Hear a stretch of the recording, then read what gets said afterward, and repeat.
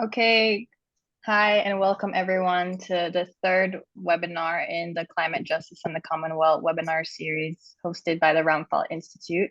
My name is Kelsie Garbutt and I'm the Climate Justice Program Lead, and I will be moderating this session. So thanks everyone for being here and joining us again.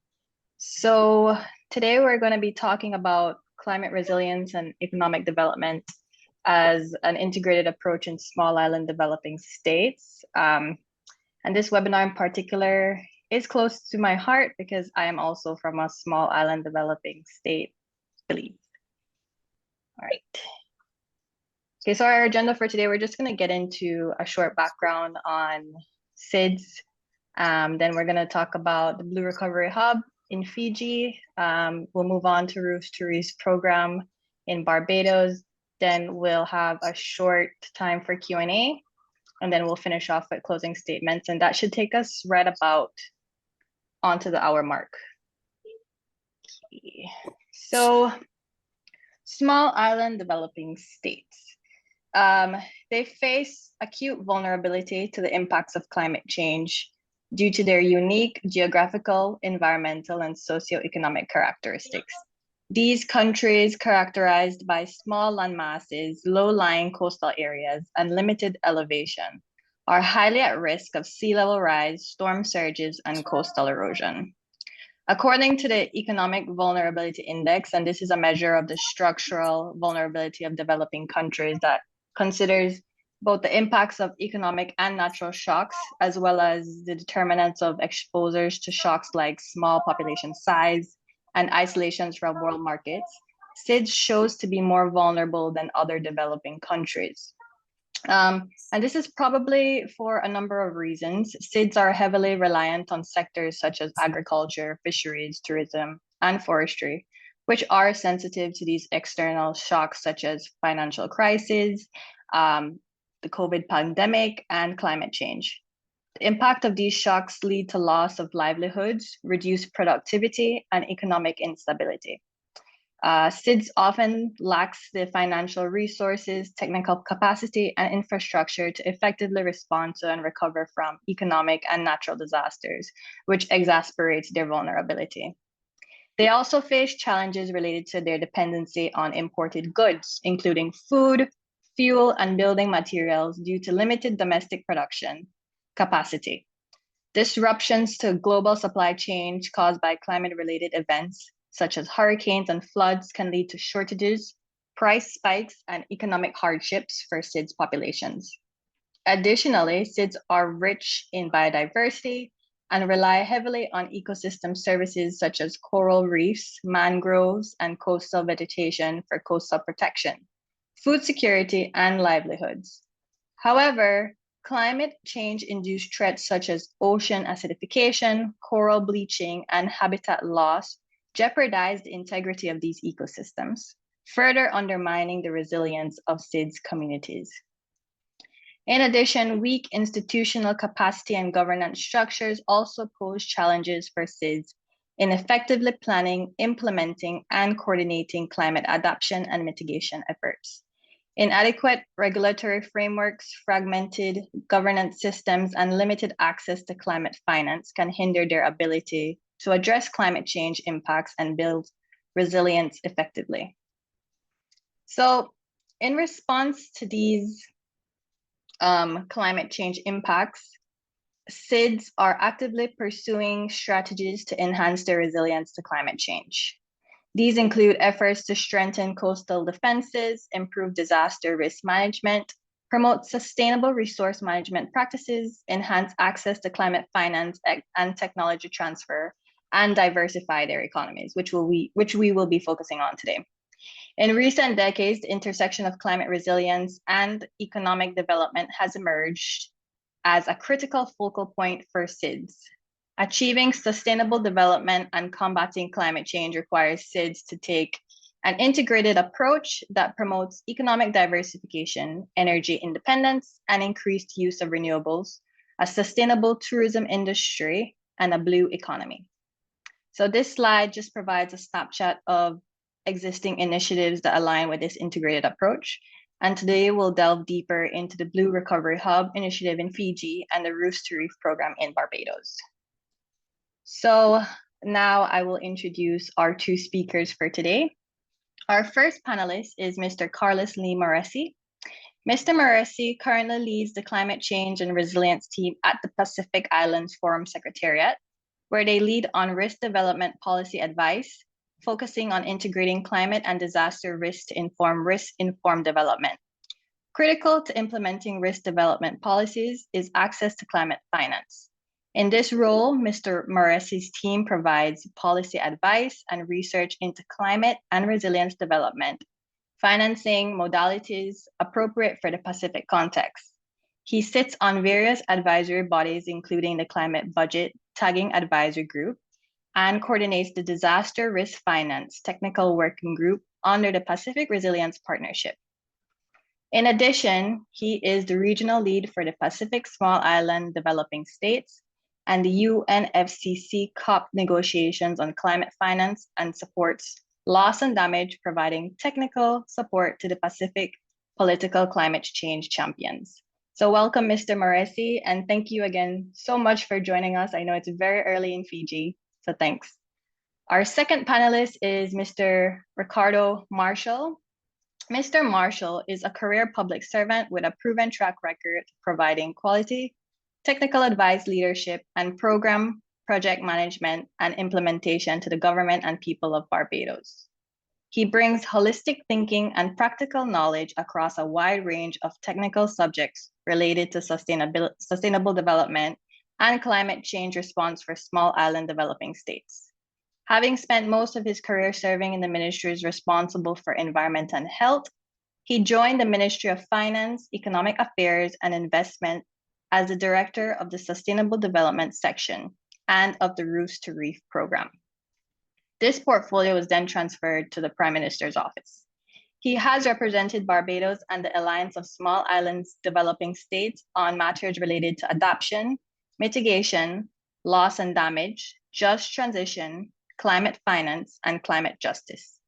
Mr. Marshall works on a wide range of subjects, including sustainable development, blue and green economy, climate change, finance resilience and development, resource conservation, international multilateral environmental agreements, biodiversity management, biosafety, desertification, land degradation, alternative energy, and solid waste management. So welcome to both of our panelists today. And without further ado, I will pass it on to Ms. Well, I want to thank you yourself, Kelsie, and also the team from the Raphael Institute for inviting us to be here. Karlos-Lee Moresi joining from Fiji. Let me start off in terms of the context, the overarching discussion around climate resilience and economic developments and the integration approach. So Ricardo and I are very familiar with each other in terms of the climate change negotiations, especially around climate finance. But yet at the global level, we can't even agree what climate finance is. And then at a more localized level, we did a study a couple of years ago now, or almost 3 years now, around climate finance effectiveness. And what we found was that when the climate finance actually attached to development, it was more effective. When climate finance was just for what I call climate change projects, awareness programs, the indications was that climate finance was not so effective. So we started having a discussion about do we take a risk-first approach or a development-first approach? And in that context, my personal definition, I've been pushing this in the region of what climate finance is, and this really is not based on the negotiation elements, but based more on the effectiveness elements of it and linking it to development. So my definition of climate finance is that climate finance is the risk premium on development. So do we do climate adaptation first, especially in the context of small island states, or do we do development? And the notion I'm putting forward is that we do development anyway, because development is actually about improving people's well-being. It's about improving people's lives. And then you overlay that with the risk. Okay, when you do development, so what are the risks associated with that when you do any development? And give you an example. For example, if you do health program, you don't build a new hospital because of climate change, even though there's a lot of literature around the impacts of climate change on health. But you do a health program to improve people's health, people's well-being. But then you overlay on top of that the climate risk. And then the funding premium, what I call the funding premium, is what climate finance should be. So from that context, we've taken a development first approach.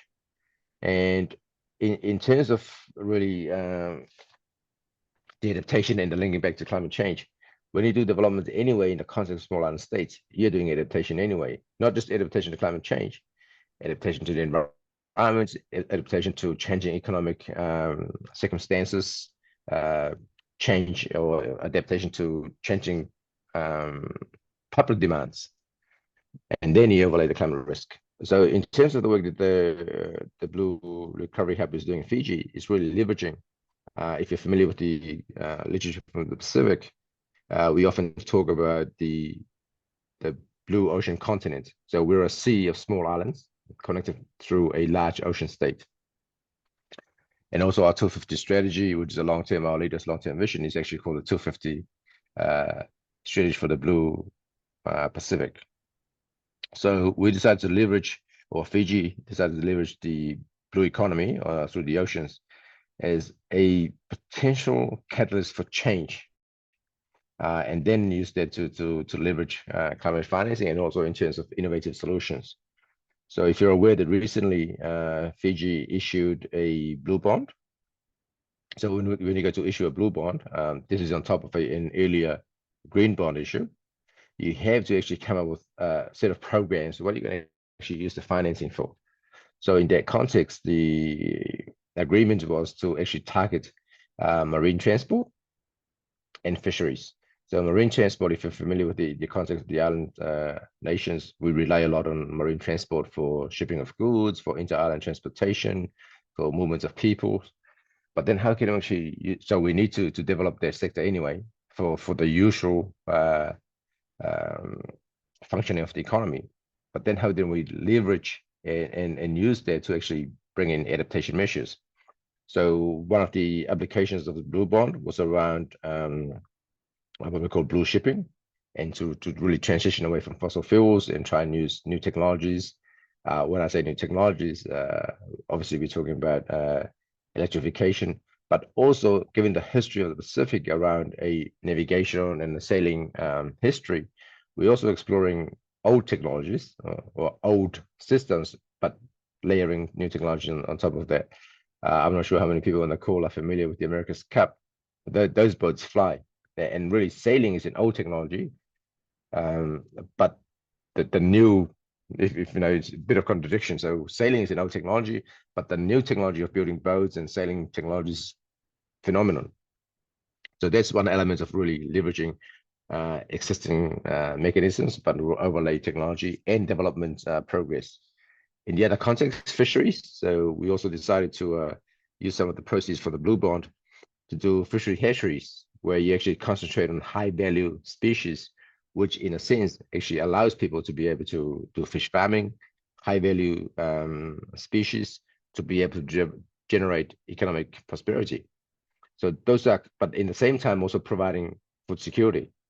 So you see that the overlays of so many factors. So the fisheries resources obviously being impacted by climate change. You do a high value species, you encourage people to do fish farming, providing economic well-being, but at the same time also bringing in research in what is possible in terms of adapting to climate change. So those are some of the elements that we're doing through the Blue Recovery Hub, but also in terms of really bringing back the conversation to climate finance and building resilience. So over that, those two programs I just mentioned, you're also building resilience to the fisheries sector itself, where when you're able to breed and do fisheries hatcheries, over time, you know, allows scientists to do research around how can you make the species more resilient to the climate elements as well, in the changing ocean temperatures, all those factors. Likewise, the increasing cost of freight, you mentioned in your introduction about the reliance on imports, but not only just the import itself, but also the cost of imports is also increasing because of the freight cost. So if you do new technologies, hopefully you can bring down the cost of freighting, transportation through the islands.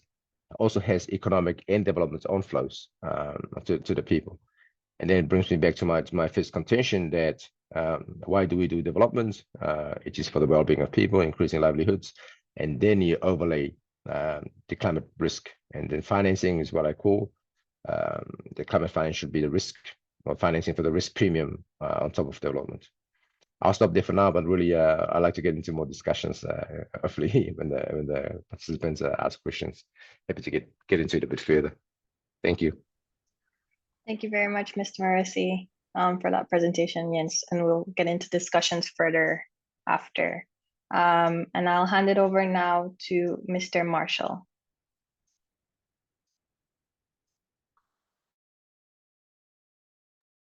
Hi, good morning or afternoon or night to you all. I seem to have lost my video. Are you hearing me at all? Yes, we're hearing you, Ricardo, so you're clear for us. Right. So let me see if I can restore your video for you. 1 second. So all right, just go ahead and then I'll try to work on seeing if I could get your video. It says that your video is up, so I'm not sure. Right. I'm also not able to share screen. So let me see if I need to leave and come back in, and if that All right, let's resolves. see if Kelsie can. Kelsie, are you able to share screen? Let me see multiple One participants. moment, yeah. Yeah. Let me just pull up presentation.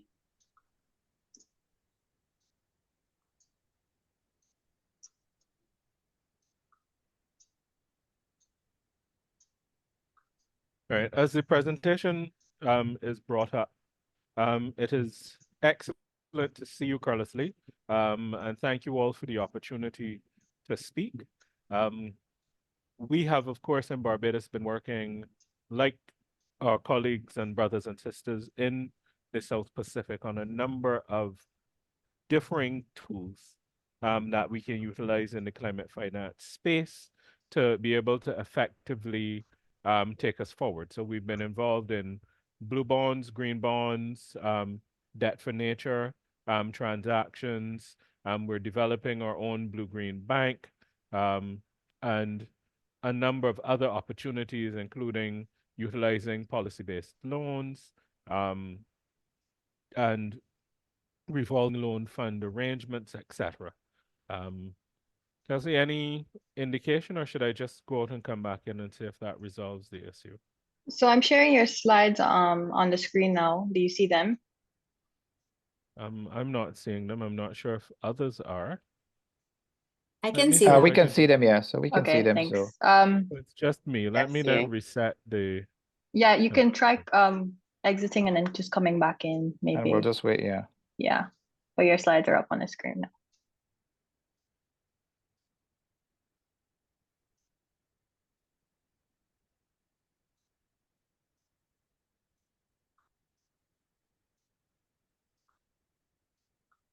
All right, so while we're waiting for Mr. Marshall to rejoin, if you have any questions during this time, please pop it in the chat and then we'll discuss it afterwards. Thank you.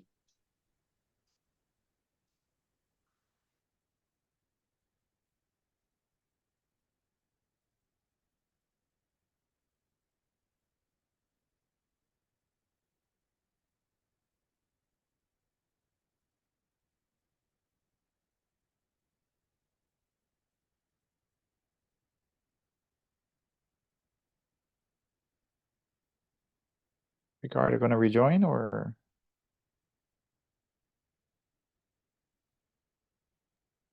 Yeah, I think he just left and he's rejoining soon. Okay. Lots of technical difficulties today. Yeah, because I also am having problems getting it on simulcasting on YouTube. So I've had a couple of people message me saying they're waiting, but I'll try to sort it out while as soon as Ricardo joins. No problem.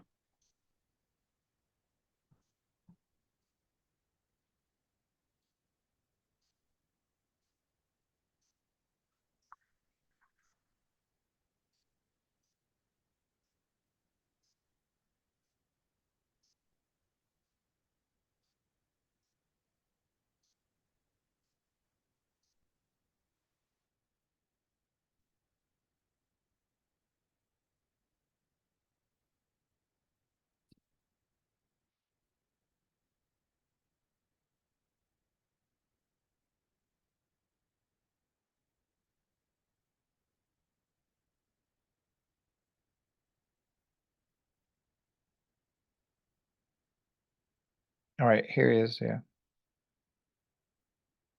Rejoining.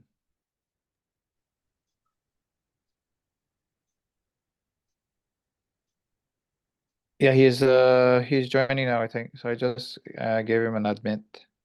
Yeah, he Great. should be on. Let's see if it's Yes, working now. colleagues, I'm hoping that you can hear me now.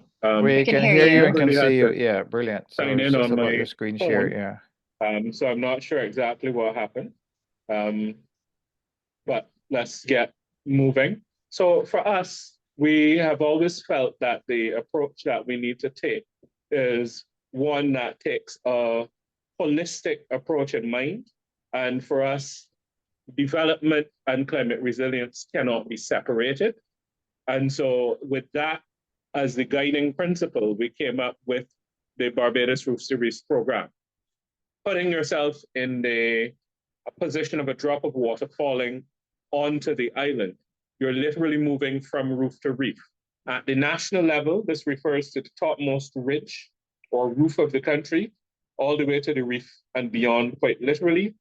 At the community level, you're talking about the roof of perhaps your community shelter, a gathering place like the pavilion, the church, the supermarket, that sort of thing. And at the individual level, you're talking about your individual home or dwelling place, and nothing brings it home more than that sort of approach. So if we can have the next slide, please.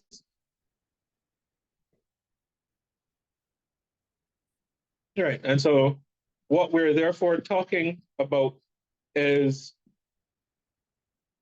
what that Roofs to Reefs program really is. So what it really represents is our development model for the next decade. It is a homegrown initiative for sustainable and resilient development.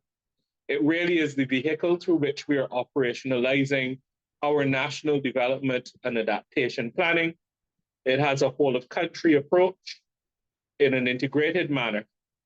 It covers both public and private sector, and it really is a further development of the ridge to reef concept.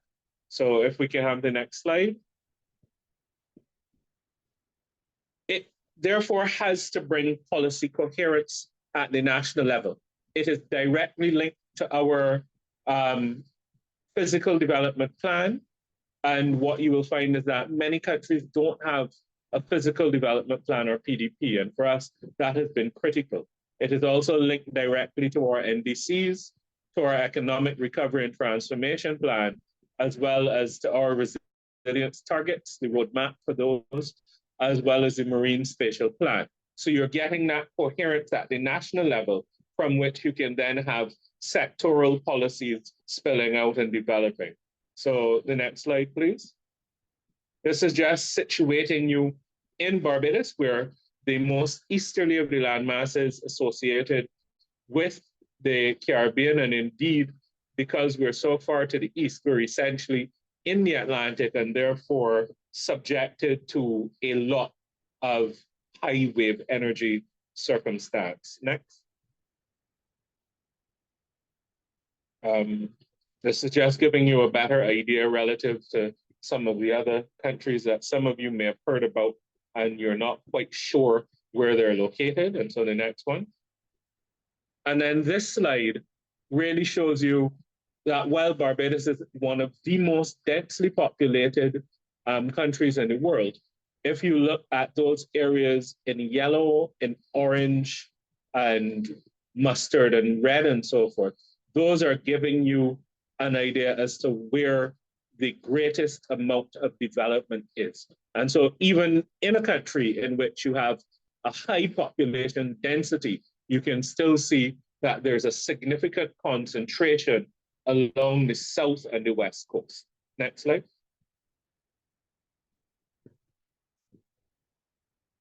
One of the key things is that we needed a program that was distinctly Barbadian, that took the distinct Barbadian challenges into account. And so I will say to you that this is a program that you can borrow from, you can apply to different countries, but you have to take those distinct nuances into consideration. So for instance, we developed early relative to the other neighboring islands. So we didn't have others to look to learn from. So for instance, our tourism product developed more or less in the 1960s and 70s, whereas for most of the rest of the world, tourism is very much a 1980s and beyond phenomenon. We're also very densely populated and densely developed, which means we have a lot of hardscape and that we have highly modified our natural environment. We have a scarcity of resources, and indeed the island itself is very, very small, 430 square kilometers, and our land mass pales in comparison to our marine space. That is 424 times the size of the land mass, but it is exposed to very high wave energy events. And we have a very unique geology and hydrogeology, which affects our development significantly. And if we can move on to the next slide, I'll explain to you a little bit more about that. So a coral limestone cap covers about 85% of the land surface, giving us a very complex karst hydrogeology. But all of that sits on top of the oceanic group of marls. And so it is associated with the accretory prism, as well as with the development of the volcanic chain of islands. What this means is that Barbados is the only emergent peak on an undersea volcano. And because of the angle of dip of the laying down of those rocks, you will also see that the aquifer is exposed to the ocean. So we have what is called an unconfined aquifer. So every drop of water is on its way to the ocean, whether it takes 2 years, 7 years, 14 years, whatever. Or in some instances, when we have heavy rainfall from the center of the island to the west coast in 45 minutes. That means that we have significant challenges associated with our water, and that water is oftentimes a critical and limiting factor on the island. Next slide. So the way in which the Roofs to Reefs program is designed is that you're seeking to react and respond to climate change, which is a cross-cutting issue. And so you need to bring that cross-cutting holistic framework or umbrella. And that is what Roofs to Reefs represents. And we were able to identify 6 distinct fundamental building block sectors, rather than going through the normal economic approach and identifying economic sectors. We considered that everything we do needs water, energy, and land, and produces waste, but waste can also be a resource. Ecosystems and associated services are fundamental to our human well-being, and shelter brings the program home.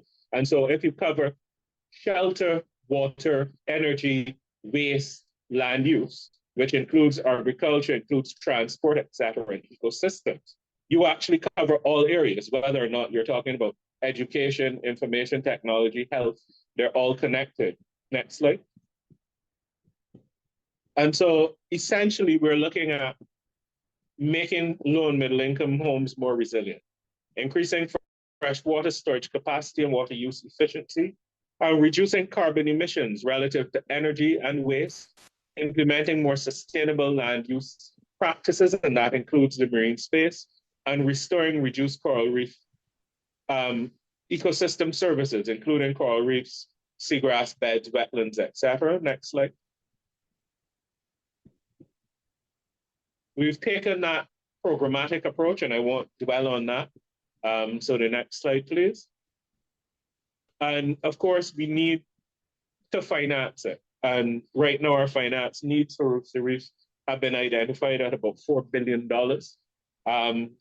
And that we've sought to utilize a variety of sources, a variety of mechanisms and instruments tailored to what it is we want to do, including blended finance. Next slide.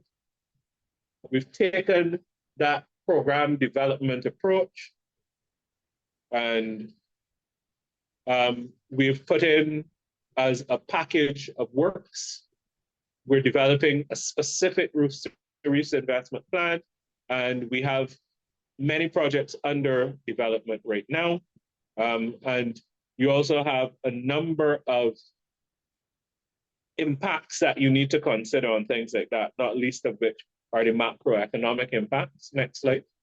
So we are really looking at combining a top-down with a bottom-up approach to be able to assess what we've done, what is being done, identify gaps and scope, and the development of new projects to meet the overall objectives. Next slide.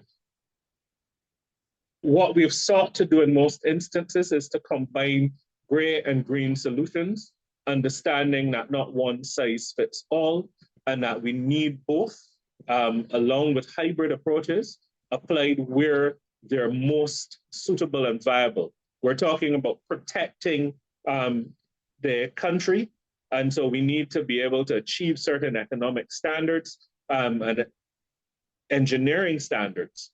And in those instances, we will sometimes need to use those gray solutions that are guaranteed to be able to meet the rigors that we need, plus also the combination of green solutions. Next slide. So I'll just show you briefly a few examples of some of what we've been doing. Next slide. And again, HOPE.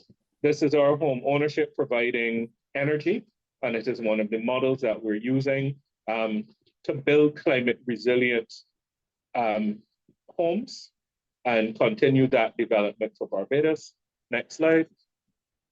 We've also been very integral in the development of a green transport system. So we've been converting our public transport fleet to electric vehicles. We have over 50 of them on the road right now, and the intention is to gradually transfer out the rest of the fleet that runs on diesel into electric vehicles. Next slide. We've also been working very hard on expanding coverage for solar PV, especially distributed generation on a variety of private homes, businesses, government offices, down to bus shelters where you can charge your phone as you wait for the bus and you'll have your lights in place and so forth. And right now, about 13% of our energy needs nationally are met through solar PVs alone. Next slide. We've also been involved in seeking to protect our water resources as well as manage our solid waste. Since 2009, we have been able to achieve diversion of 70% of waste from landfilling and to put a lot of that waste into a circumstance where we can reuse it. We've built our transfer station and materials recovery facility to 1 in 100 year flood event because it's critical to keep it open as much as possible. And in the last 2 major storm/hurricane events, we were able to take all of the debris that was generated and process it at SBRC so that we didn't lose valuable landfill space. Next slide. We've also demonstrated that we can take a low impact development approach and integrate it into tourism-related infrastructure. We did this at our Harson's Cave, and we were able to prove that you can do this and green an existing facility. We've included solar PVs, we do rainwater harvesting, stormwater runoff and capture and reuse. We're doing tertiary treatment of wastewater and recycling some of that into flushing toilets and the other into recharging the aquifer. We're running the trams that drive through the cave system, all as electric trams. And that just gives you an idea of what it is we're doing in that respect. Next slide. We've sought to put a number of stormwater management and flood resilience measures in place using, again, as you can see, both green and gray solutions in that respect. And we've tied this into our coastal defense systems, as you will see on the next slide. And so we can move to the next slide. And we have indeed significant shoreline protection areas, and this is just one example. And what we've been able to do is to combine those coastal protection structures with physical amenities for people to walk and exercise and so forth. And we've done them in a variety of different ways, depending on where on the island you are. About 40% of our coastline is actually engineered to provide that protection. Next slide. We've also integrated that into some of the existing small waterways that are there. And so we're using a combination, again, of green and gray solutions and bringing in the EVA component there. Next slide. We're also doing work on coral reef restocking and so forth. And finally, next slide. We're also looking at delineating landscape subareas and how that relates to the coastal subareas that you see. And that, in a nutshell, brings you to the very last slide, which essentially is the Roofs to Reefs program. So Great. that is it from me from that side. I will try again to get back into the broader thing so that you're not looking at me through the small screen on my phone, but rather on my computer. Thank you, Mr. Marshall. I'll stop sharing now. Okay, excellent. Great. Great presentations, very informative. And I guess I'll just kick off with a question focusing on the funding of these initiatives. Mr. Marshall, you did mention that sometimes it's blended, that includes the private sector, but where is the funding coming from? And Okay, this is for both of you. Yeah, we use a variety of sources of financing. One of the things that I like to say all the time is that climate finance is the tie that binds everything together, as it were, that thread that you need. So we do direct government subvention. We do traditional loans and borrowing from MDBs and IFIs, but we've also pursued a debt for nature swap. We have the Barbados Environmental Sustainability Fund established. We are right now working on the last legal steps in establishing our Blue-Green Bank, which will be essentially the second in the world. We have a contingent credit facility in place with the IDB. We've been doing revolving loan funds. You saw a peak of hope, which is home ownership providing energy, which is a model development combining government and private sector lending agencies. We have a number of policy-based loans. We were the first country approved under the IMF RST program, which gave us access to about $189 million in financing. And we're always trying to do more innovative ways that allow us to utilize the best financing tool for these things. And of course, we've also played our part in pushing for the reform of the global financial architecture through the Bridgetown Initiative. Thank you. And I'll ask the same question to Mr. Moresi. Yeah, thank you, Kelsie. So in terms of the Blue Hub in Fiji, so the initiative was obviously generated by the government. So the initial funding came from government of Fiji, and there was funding support from an NGO called Friends of the Ocean. We have a partnership with the Sustainable Development Investment Partnership. Obviously, they source funding from different multi-sources. There's also another, I would call it like a sister organization called the Blue Shipping Partnership. That's funded mainly by Denmark. They have a big investment in blue economies, especially around the marine sector. And we're currently in discussion with the World Bank for extra support. And I also mentioned in my discussion around the issue of the blue bonds. So some of their funding will also help finance some of the research elements within the Blue Hub. Thanks. Thanks. And in terms of the funding, like blue bonds and the loans that are given out, what are your professional opinions on this type of funding?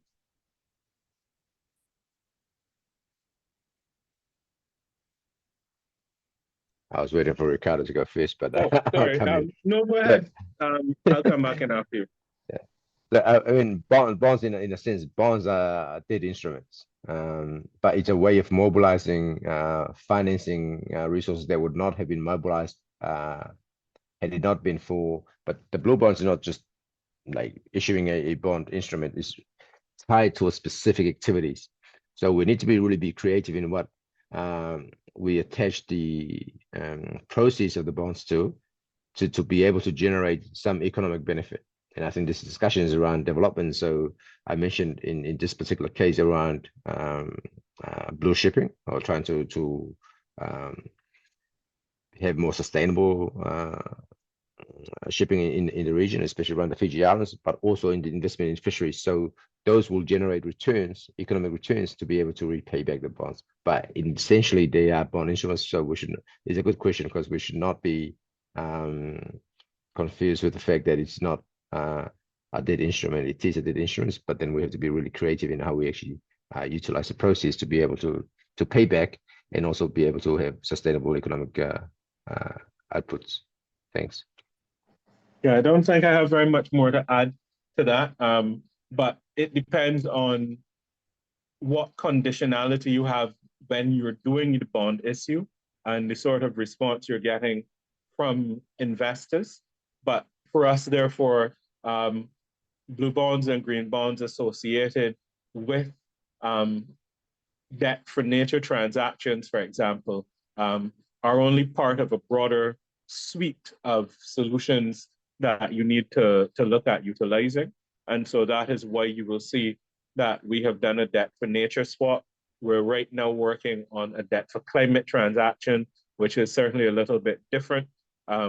We've had a long history of working with the GCF as well. We have about 5 full projects and 3 readiness projects right now approved. So you will see that we have quite a mix in terms of financial instruments that we're seeking to use. Thank you.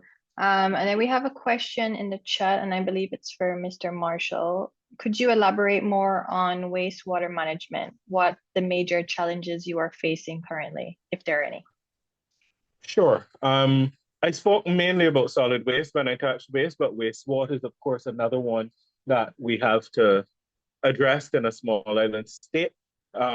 So what we are working on right now is the upgrade of our existing large national facilities to tertiary treatment, and working on doing reuse of that water for 2 things. One, recharging the aquifer, and the other one for input into agriculture. And indeed, that is the area in which we are right now working on debt for climate. Barbados is in the top 15 most water scarce countries in the world. And so water conservation and opportunities for utilization are critical for us. What we've had to do, therefore, as well, is to revise our policies in the water sphere. So we've done revised water zoning policies. We've put water reuse policies in place. Also policies for rainwater harvesting and for utilization of impoundment water. And we followed that up with the legislation and the programs in place for that. We've also been doing desal in that respect. But from wastewater is always going to be a challenge, but we've also, within our planning system, once a development is above a certain size, you need to put in your own tertiary treatment system in place. And the intention is that once we finish the construction of the new system, which includes a pipeline, you'll be able to put your reuse water into that pipeline and be able to get some revenue from that perspective. The other idea, of course, is that it will also improve our nearshore water quality. Thank you, Mr. Marshall. And I'll just open up if anybody else has any questions. You can feel free to come on mic or just drop it in the chat. And while you do that, I have another question as well. Since the webinar is very climate justice focused, how are these programs being roadmap to include the most vulnerable, safeguarding them, especially in transitioning to new systems? And again, Mr. Marshall, you mentioned that the economic standards have to raise. How do you include that in your planning? That is a critical component in all of our projects. And indeed, just last week, I spoke at a Just Transition workshop that we have here. We work directly with our Ministry of Environment, our Ministry of Labor, as well as the planning functions that also fall under the Prime Minister's office, actually. And you have to have that EIA component done. You have to have your gender and persons with disabilities reflected in all of the projects that we do. And we have been working on that just transition component from the national level, understanding that, of course, there's still a large swath of just transition that relates to North-South exchange that has not been effectively done to date. We've also been working with other countries in the global South on South-South exchange of ideas and opportunities. Thank you. Mr. Moresi, anything to add to that? Yeah, thank you for that. And I think Ricardo covered that in the sense that most of the projects now and investments from external parties also require that you do gender assessments, EAIs, and also social impact assessments. Those are part and parcel of the process. But I also just want to add that in terms of the blue bond issue, obviously was issued by the government of Fiji, and the first tranche was issued locally to the local market. There is a big push from the government to also get the most vulnerable to be engaged in the financial sector in terms of financial literacy, to understand what investments are. So there is a couple of community groups they were encouraged to invest with government's guarantee on their investment. So obviously the government is responsible for repaying, but there was one element that we decided to also Fiji government to encourage community investments into the bonds. It's a slightly different from the actual Blue Hub activities, but it's an activity around getting the most vulnerable to engage in financial transactions. Thank you. Yeah, because that is also very important. So we have a few more questions, and Claire, I see your hand up. So we'll just go in order. So first question, how do you balance rapid urbanization and also the tourism population in economic development planning? I guess I can start. With respect to that, I don't think that we're in the phase in our development where we're seeing any rapid urbanization. We're already highly developed in that respect. And you're not seeing very much new tourism planned either. But as we have done for all of our other spaces, the physical development plan provides a guide towards that sort of development on the island. And there's a very clear planning process that every development has to go through. And the full planning process is made available online. And there's a very clear indication as to what activities trigger an EIA and how you go about doing such. And so for us, that PDP, as well as what we're developing to extend our marine coverage through the Marine Spatial Plan, are critical in what it is we're doing in that respect.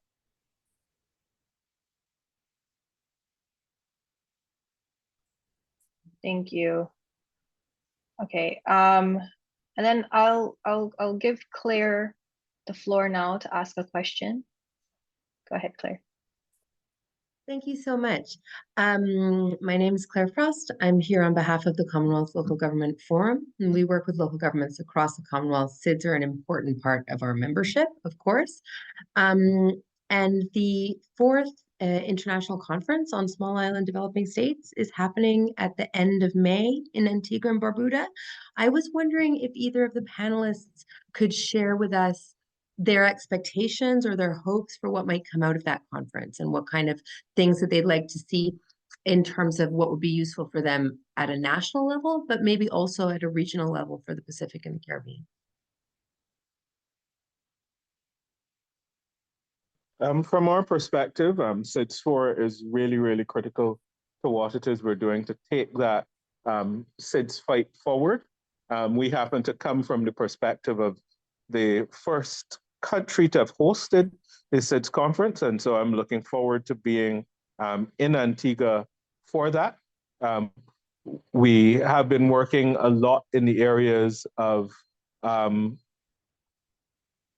disaster risk reduction, climate finance, and opportunities in that respect. And I think one of the key things you're going to see is some additional information on the newest iteration of the Bridgetown Initiative moving forward. But I think that with Antigua at the helm, you will see a tremendous push in areas associated with adaptation, just transition, as well as, of course, climate finance.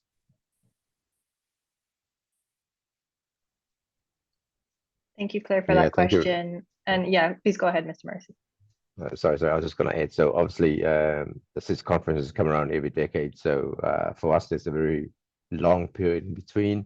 And we've just finished, I think we're coming to the end of the SIDS Accelerated Modality of Action, otherwise known as the Samoa Pathways.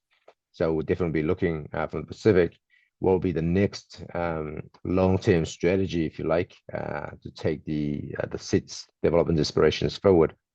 In saying that, and also concur with my colleague Ricardo, just today we looked through a document around related to Bridgetown Initiative, but really around how can we actually continue to push and to influence a restructure of the international financial architecture to be able to generate, and I think I started my conversation around climate finance is the risks premium on development, but how can we actually make the financing more accessible, but also to reduce the cost on developing states?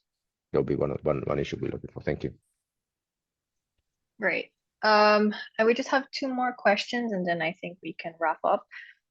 So what role does the private sector play in these programs? And this is something I want to know as well. Is it mostly funding? How do you get them involved in terms of implementing the programs as well? For us, the private sector is an integral component, and we can break that down into two different areas. There's the international private sector and what they may be bringing to the table in terms of financing and those sorts of opportunities. But there's also our domestic private sector who are intimately involved in all of the things that we're doing. So under, for example, our home ownership providing energy program, all of the homes under that are being constructed by local small contractors who we have trained along the lines of what it is they need to put in place. We don't bring in private contractors, for instance, to do any construction in Barbados. We have both small and large-scale contractors who are able to do that. We also have what we call a tripartite system in place, where every month, government, the private sector, and the labor and NGOs, what we call the third sector, meet collectively to discuss all of the development ideas, all of the issues, and we go through that entire process. And you will see that we're very, very proud of homegrown solutions that we've been able to put in place, utilizing those three sectors working collectively. And indeed, as I was saying, just last week, we had a transition workshop, and we had private sector, the labor movement, NGOs, government agencies, as well as regional agencies, and some of the MDBs all involved in the same room to discuss just transition and climate change and climate resilience and how we move the entire process forward. We're looking to utilize all of the resources that we have at our disposal. And you will see in Barbados, we've also done a number of public-private partnerships or PPP arrangements. Excuse me one moment.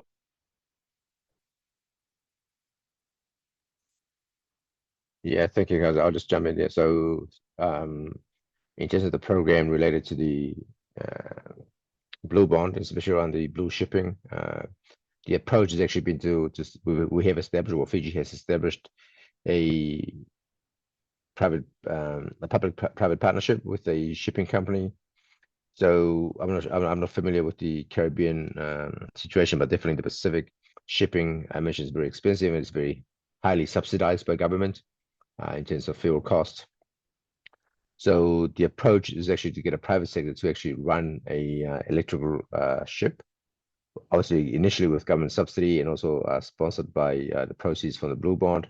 But the idea was actually to be able to get the private sector to actually run their kind of shipping and be involved right from the start of the program. Also, I mentioned around the sailing technology. We have a German NGO currently based in Fiji, working with 2 local boat building companies to try and work on the ideas on bringing integrating old and new technologies. In terms of the just transition that my colleague Ricardo was talking about, we're doing the same thing. The way we see just transition is not just in the renewable energy sector, but it's around a whole of economy transformation.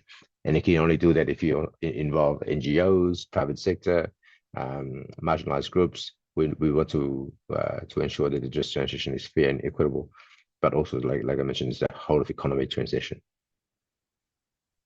Thank you, Mr. Moresi. And it is good to see that synergy because it's important in pushing things along, especially justly.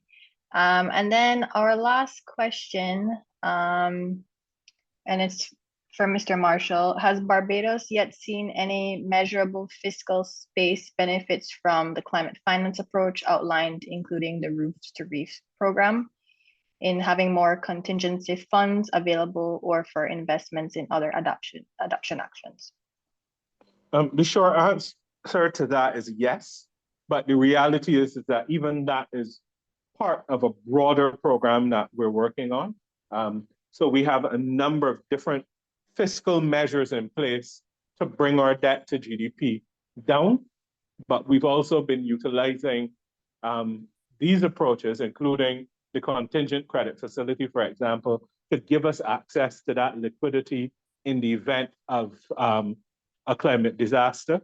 But we've also been utilizing policy-based loans to be able to put certain things in place. We have been able to achieve all that we have sought to do in that respect.